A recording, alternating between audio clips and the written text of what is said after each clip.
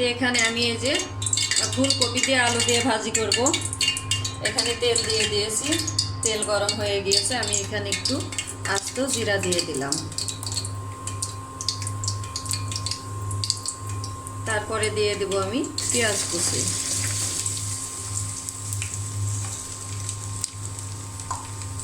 এখন আমি ভালো করে ভেজে নেব।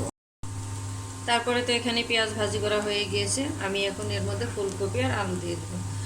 আসসালামু আলাইকুম, কেমন আছেন আপনারা? আশা করি ভালো আছেন। আমরাও আলহামদুলিল্লাহ ভালো আছি।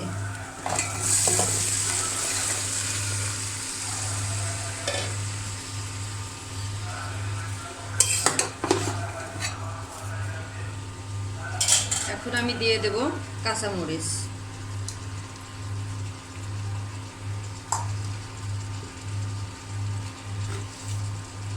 স্বাদ মতো লবণ,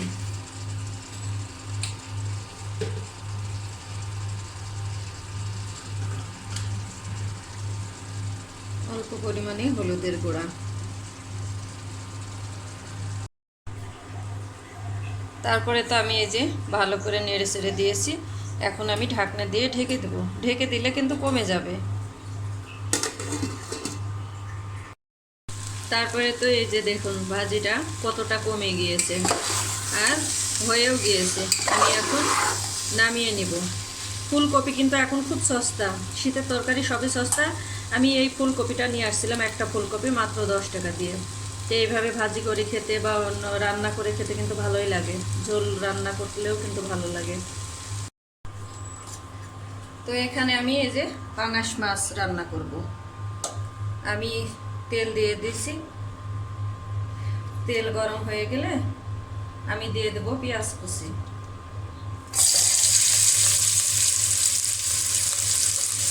পেঁয়াজ কুচি দিয়ে দিলাম। এখন আমি ভালো করে ভেজে নেব। তারপরে বাকি মশলা দেব।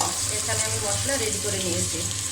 জিরা বাটা, আদা বাটা, হলুদের গুঁড়া, ধনিয়া গুঁড়া, মরিচের গুঁড়া, স্বাদ মতো লবণ।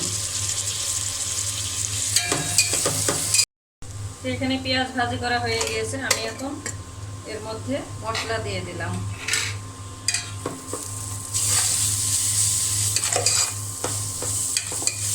এখন অল্প পরিমাণ পানি দিয়ে ভালো করে কষিয়ে নেব।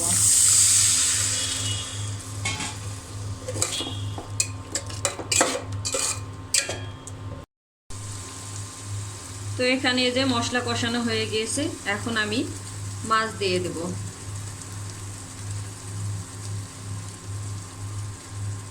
ভালো করে মশলার সঙ্গে মাছ আমি কষিয়ে নেব।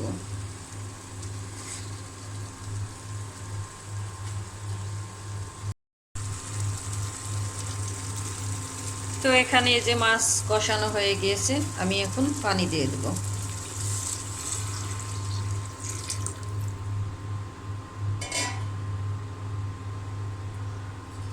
পাঙ্গাস মাছ এভাবে কষিয়ে রান্নলে কিন্তু বেশি টেস্ট হয় খেতে। আর এই পাশে যে বাঁধাকপি দিয়ে, ফুলকপি দিয়ে আর আলু দিয়ে ভাজি। তারপরে তো যে এখানে তরকারিটা ফুটে উঠেছে, আমি এখন টমেটো দিয়ে দেব।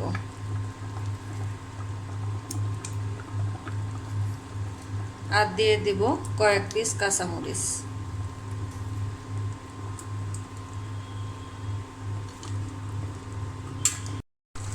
তো এখানে এই যে মাছের তরকারিটা রান্না হয়ে গিয়েছে। আমি এখন ধনিয়া পাতা কুচি দিয়ে দেব।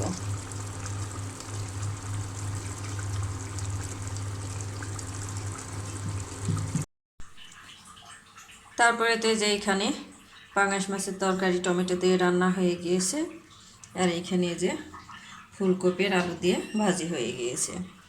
তো আজকে দুপুরের রান্না আমাদের এটাই। তো ভিডিওটি আমি আজকে এখানেই শেষ করব। যদি ভালো লাগে চ্যানেলটি সাবস্ক্রাইব করে দিবেন, একটি লাইক দিবেন আর সুন্দর সুন্দর কমেন্টস করবেন। সবাইকে নতুন বছরের শুভেচ্ছা।